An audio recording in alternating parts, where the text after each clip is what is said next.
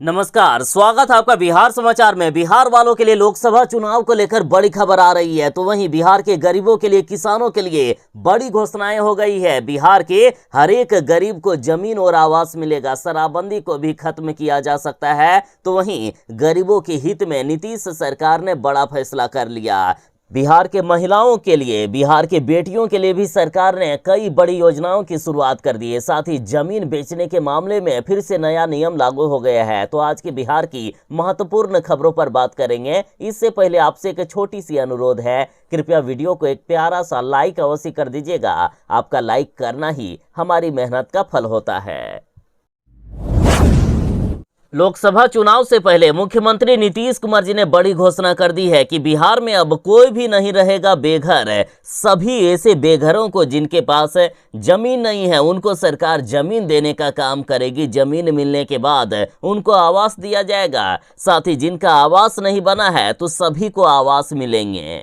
देखिए, अभी चुनाव का समय है, ऐसे में सरकार चाहती है कि हर एक जनता को खुश रखा जाए। इसलिए अब नीतीश कुमार की सरकार के साथ केंद्र की सरकार भी बिहार के हर एक गरीबों को आवास देने वाली है।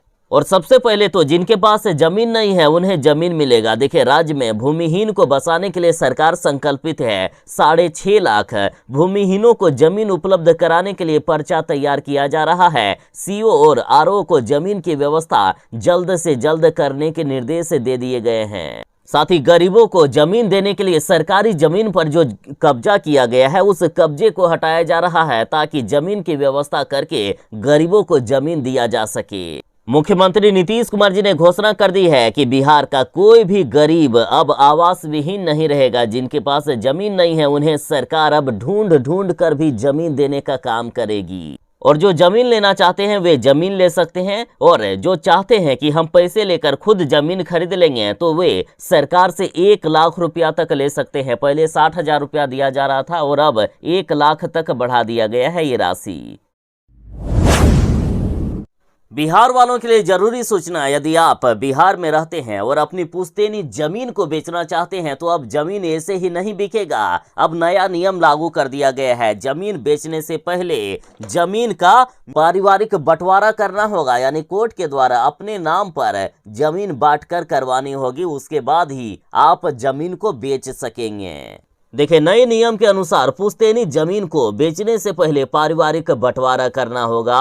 जमीन की दाखिल खारिज करवानी होगी, तभी जमीन बेचा जा सकेगा। नए प्रावधान में दाखिल खारिज रसीद पर बेचने वाली जमीन का नया और पुराना खाता, खेसरा नंबर आदि रहना जरूरी है। दोनों खाता और खेसरा नंबर नहीं रहने पर निबंधन ही नहीं होगा। साथ ही 3 पीढ़ियों से जमाबंदी नहीं होने की स्थिति में पहले वंशावली बनाना होगा, फिर इसी के आधार पर पारिवारिक बंटवारा करना होगा। पारिवारिक बंटवारा के बाद ही जमीन का दाखिल खारिज करना होगा। यानी अब जमीन ऐसे ही नहीं बेचा जा सकेगा, पहले अपने नाम पर जमीन करना होगा, तभी जमीन बेच सकेंगे अब बिहार वाले।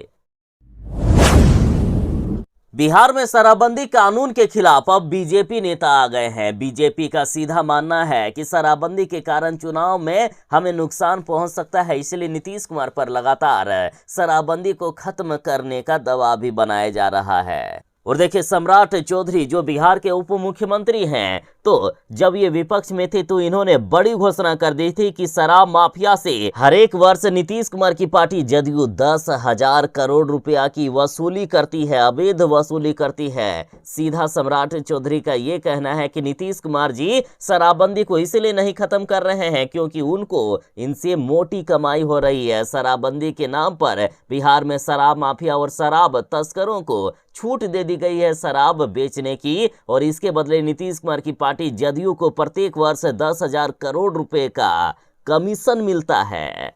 इन्होंने कहा था कि मैं तो सीधा आरोप लगा रहा हूं कि बिहार में जनता दल यूनाइटेड के द्वारा 10,000 करोड़ रुपए की शराब माफिया से वसूलने का काम किया जा रहा है। सम्राट चौधरी इतने पर ही नहीं रुके थे, उन्होंने ये भी कह दिया था कि नीतीश कुमार ने बिहार में शराब की दुकानें हर क्षेत्र में खुलवा दी है। नीतीश कुमार ने ही बिहार को नशेड़ी बनाने का काम किया और आज शराबबंदी का ढोंग कर रहे हैं।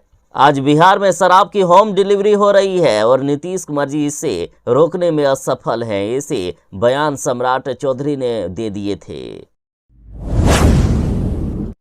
लोकसभा चुनाव का समय आ गया है। ऐसे में मुख्यमंत्री नीतीश कुमार जी बिहार वालों को कई बड़ी सौगातें दे रही है, कई बड़ी योजनाओं की शुरुआत किए हैं। और इन्हीं योजनाओं में बिहार की यदि बेटियों की बात करें तो बेटी के जन्म से लेकर स्नातक तक की पढ़ाई का अब खर्चा देगी बिहार सरकार। देखिए, बिहार सरकार बिहार में कन्या उत्थान योजना चला रही है, जिसके तहत बच्ची के जन्म से लेकर ग्रेजुएशन तक की पढ़ाई का खर्चा दिया जाता है। इस योजना के तहत पढ़ाई में 94,000 से भी ज्यादा की राशि समय समय पर दिया जाता है। तो आखिर कब कब पैसा मिलेगा ये भी जान लीजिए। तो देखिए, सबसे पहले बच्ची के जन्मदिन पर 2-2 हजार रुपए की राशि मिलती है। साथ ही 1 साल पूरा होने पर 1,000 रुपया का राशि फिर से दिया जाता है। सरकार के द्वारा बच्ची के वैक्सीनेशन के लिए 2,000 रुपए फिर से दिए जाते हैं। स्कूल के पोशाक के लिए कक्षा 1 से लेकर 12वीं तक 3700 रुपए दिए जाते हैं। 10वीं की परीक्षा पास करने पर 10,000 रुपए और 12वीं की परीक्षा पास करने पर 25,000 रुपया मिलता है। तो वहीं ग्रेजुएशन की परीक्षा पास करने पर 50,000 रुपए दिए जाते हैं। किशोरी स्वास्थ्य योजना के तहत हर साल 300 रुपए सैनिटरी नैपकिन पैड के लिए कक्षा 7 से लेकर 12वीं तक के छात्राओं को दिया जाता है। साइकिल खरीदने के लिए बिहार के बच्चियों को 3-3 हजार रुपए दिया जाता है। मेडिकल और इंजीनियरिंग कॉलेजों में 33% का आरक्षण दिया गया है। पंचायतों और नगर निकाय के चुनावों में 50% का आरक्षण दिया जाता है। तो वहीं प्राथमिक शिक्षक बहाली में 50% का आरक्षण मिलता है। यदि बेटियां बिजनेस करना चाहती है तो मुख्यमंत्री महिला उद्यमी योजना के तहत 10 लाख रुपए तक का लोन दिया जाता है। बीपीएससी की प्रारंभिक परीक्षा पास करने पर 50,000 और यूपीएससी की प्रारंभिक परीक्षा पास करने पर 1 लाख रुपए का प्रोत्साहन राशि मिलता है। तो इस तरह से कई योजनाओं की शुरुआत मुख्यमंत्री जी ने किए हैं। शिक्षा विभाग के अपर मुख्य सचिव के पाठक जी, जिन्होंने बिहार की शिक्षा व्यवस्था में क्रांति सी ला दी है और अब लोकसभा चुनाव से पहले जीतनराम मांझी ने के पाठक से मांग कर दी है कि के पाठक जी, लोकसभा चुनाव से पहले आप सबसे पहले बिहार में ये नियम लागू कीजिए कि चाहे कोई भी नेता, कोई भी विधायक, कोई भी अधिकारी का बेटा बेटी क्यों ना हो, वे सरकारी स्कूल में पढ़ना चाहिए। यदि नहीं पढ़ेंगे तो ऐसे नेताओं को चुनाव में ना ही जनता वोट दे और ना ही ऐसे नेताओं को उनके पद पर रहने दिया जाए। चाहे सरकारी अधिकारी हो तो उनको नौकरी से निकालने की भी कार्यवाही की जाए। जीतनराम मांझी बोले कि वैसे तो के पाठक साहब शिक्षा की दिशा में अद्वितीय काम कर रहे हैं, पर यदि ये काम उन्होंने कर दिया तो शिक्षा के क्षेत्र में ऐतिहासिक सुधार हो जाएगा। इन्होंने कहा कि चाहे मुख्य सचिव का बच्चा हो या चपरासी का बच्चा, विधायक का बच्चा हो या मंत्री का बच्चा या सरकारी अधिकारी का बच्चा, सरकार से वेतन उठाने वाले हर किसी का बच्चा सरकारी स्कूल में ही पढ़ना चाहिए। ये नियम बिहार में लागू कीजिए। जीतनराम मांझी के इस बयान के बाद एनडीए में भी खलबली मच गई है। बिहार में बड़ा ऐतिहासिक सुधार हो सकता है।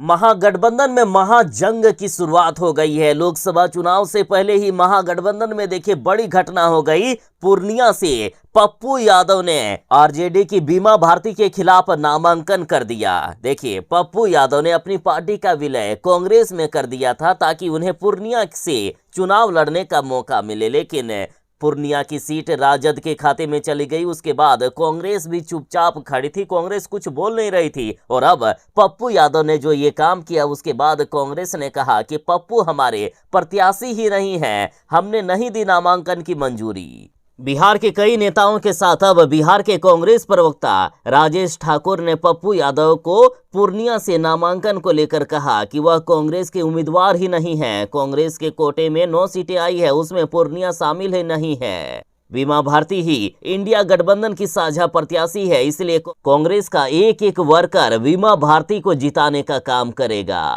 और इधर पप्पू यादव का कहना है कि कांग्रेस परिवार मेरे साथ है और मैं कांग्रेस के साथ खड़ा हूं। देश और पूर्णिया की जनता के लिए मैं चुनाव लड़ रहा हूं। जनता के आशीर्वाद से मेरी जीत होगी। अब जनता उन नेताओं को किसी भी कीमत पर नहीं छोड़ने वाले हैं जो सिर्फ झूठे वादे करने जानते हैं। अब जनता को ठगने का काम नहीं चलेगा, अब गारंटी देनी होगी। और बिहार के चाहे कोई भी नेता हो, जिन्होंने पिछली बार जो बातें किए हैं और उन यदि वादों को पूरा नहीं किया गया तो उन्हें अब जनता सीधे घेर ले रही है और पूछ रही है कि आखिर इन वादों को क्यों नहीं पूरा किया गया, और नहीं पूरा किया गया तो किस मुंह से आप आ गए हैं वोट मांगने। देखिए, ताजा मामला दरभंगा से सामने आ रहा है। वोट मांगने पहुंचे दरभंगा सांसद गोपाल जी ठाकुर को ग्रामीणों ने घेर लिया और 5 साल का हिसाब मांगा। पूछा कि क्या हुआ तेरा वादा। चलिए, माना कि बीजेपी से पीएम मोदी जी अभी गारंटी दे रहे हैं, लेकिन अन्य भाजपा नेताओं का क्या। देखिए, दरभंगा के भाजपा सांसद गोपाल जी ठाकुर को जनता ने घेर लिया और पूछा कि आपने 5 सालों में क्या क्या किया, उसका हिसाब दीजिए। सवाल करना हमारा काम है, हम इस क्षेत्र के मतदाता हैं, वोट देकर आपको जिताए हैं। अब हमें 5 साल का लेखा जोखा दीजिए कि आपने इस 5 साल में दरभंगा के विकास के लिए क्या क्या कदम उठाए हैं। हम 5 सालों का हिसाब मांग रहे हैं, उसके बाद ही आप लोगों को वोट देंगे। और इस घटना का वीडियो तेजी से वायरल हो रहा है। हालांकि हम वायरल वीडियो की पुष्टि नहीं करते हैं, लेकिन जो वीडियो में देखा जा रहा है उसके अनुसार गोपाल जी ठाकुर के सामने एक युवक खड़ा होकर उनसे कहता है कि 5 सालों में आप तो ना ही कहीं दिखे और ना ही विकास के लिए कोई काम किए। अपना हिसाब दीजिए, तभी हम आप बीजेपी वालों को वोट देंगे। बिहार वालों के लिए जरूरी सूचना, अब ऑनलाइन आवेदन करके अब कृषि भूमि को करवा सकते हैं गैर कृषि भूमि। देखिए, यदि आपके पास कोई खेत है या कोई कृषि का भूमि है जिसमें आप कोई व्यवसाय करना चाहते हैं या फिर कोई उद्योग धंधा करना चाहते हैं या उस जमीन को बेचना चाहते हैं, तो उसके लिए अब बड़ी खबर है कि अब कृषि भूमि को गैर कृषि भूमि में जो कन्वर्ट किया जाएगा उसकी प्रक्रिया काफी सरल कर दी गई है। देखिए, उद्योग लगाने या अन्य किसी तरह की व्यावसायिक गतिविधि के लिए गैर कृषि भूमि की आवश्यकता पड़ती है। इसके लिए कोई भी व्यक्ति अब ऑनलाइन आवेदन करके अपनी कृषि भूमि को गैर कृषि भूमि में कन्वर्ट कर सकता है। ऑनलाइन ही इससे संबंधित अनुमति प्रदान कर दी जाएगी। राजस्व एवं भूमि सुधार मंत्री आलोक कुमार मेहता ने इसके लिए लैंड कन्वर्जन नाम की वेबसाइट लॉन्च कर दी है। वेबसाइट पर पहले ऑनलाइन आवेदन करना होगा। इसके लिए जो निर्धारित राशि है वो ऑनलाइन माध्यम से ही जमा करनी होगी। सभी प्रक्रिया पूरी करने के बाद डिजिटल साइन कॉपी ऑनलाइन माध्यम से ही संबंधित व्यक्ति को उपलब्ध करा दिए जाएंगे। इसके लिए 10 रुपये का ऑनलाइन भुगतान करके इसे डाउनलोड किया जा सकेगा।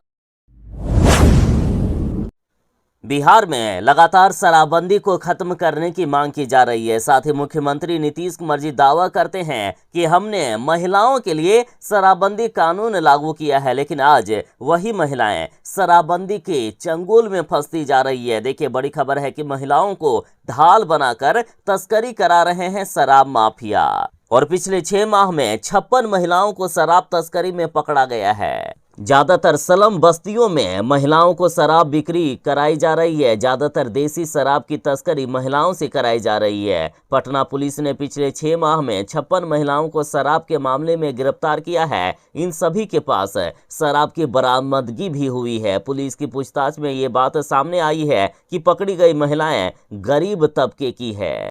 इन्हें रुपये का लालच देकर शराब माफिया इनसे शराब तस्करी या शराब डिलीवरी करने के काम में लगा रहे हैं। यदि एक ही जिले पटना की बात करें तो देखिए, पटना पुलिस ने पिछले 6 महीनों में 53,260 लीटर देसी शराब और 87,864 लीटर विदेशी शराब बरामद की है। महिलाओं के अलावा 6,601 पुरुषों को भी शराब के धंधे के आरोप में पकड़ा गया है। ये सभी लोग शराब डिलीवरी करने या शराब की होम डिलीवरी करने के कार्य कर रहे थे। यानी बिहार में शराबबंदी का सिर्फ ढोंग किया जा रहा है। बिहार में हर घर शराब मिल रहा है, शराब की होम डिलीवरी हो रही है और ऐसे आरोप बीजेपी के भी नेताओं ने कई बार लगा दिए हैं। तो अब बड़ी खबर है कि शराबबंदी के कारण नीतीश सरकार को चुनाव में नुकसान हो सकता है, तो शराबबंदी को खत्म करने पर भी विचार किया जा रहा है बिहार में। बिहार के जमुई आकर पीएम मोदी जी ने पाकिस्तान को चुनौती दे दी है। पीएम मोदी जी कहा कि आज का भारत घर में घुसकर मारता है। कांग्रेस का नाम लेकर पीएम मोदी जी ने खुले मंच से पाकिस्तान को चुनौती दे दी।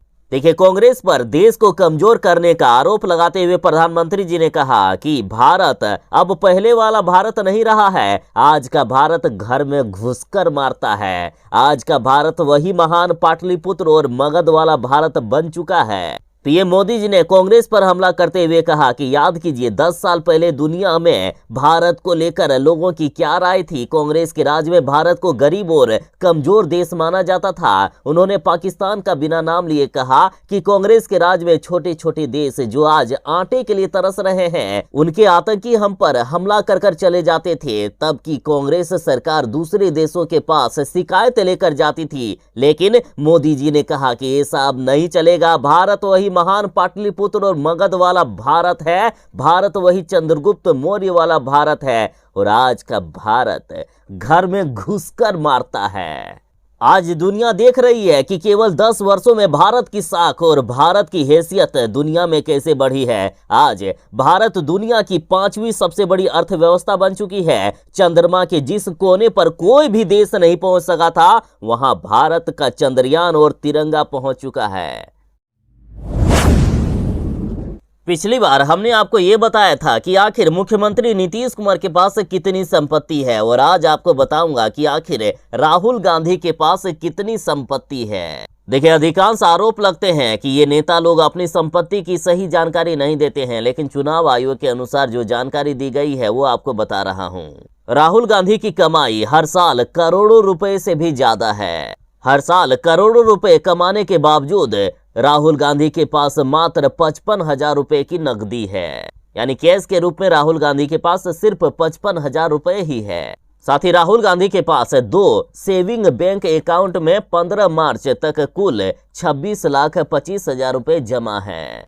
साथ ही राहुल गांधी के पास नई दिल्ली में महरौली इलाके में सुल्तानपुर गांव में खेती की 2 जमीनें हैं। एक की कीमत 1,24,33,000 रुपए, जबकि दूसरी की कीमत 78,31,250 रुपए है। इन दोनों जमीन में उसकी बहन प्रियंका गांधी वाड्रा का 50% हिस्सा है। साथ ही राहुल गांधी के पास गुरुग्राम स्थित कॉमर्शियल बिल्डिंग सिग्नेचर टावर में 2 ऑफिस के लिए जगह है, और वर्तमान में इसकी कीमत 9,04,89,000 रुपए है। राहुल गांधी के नाम पर 11,15,02,598 रुपए की अचल संपत्ति है।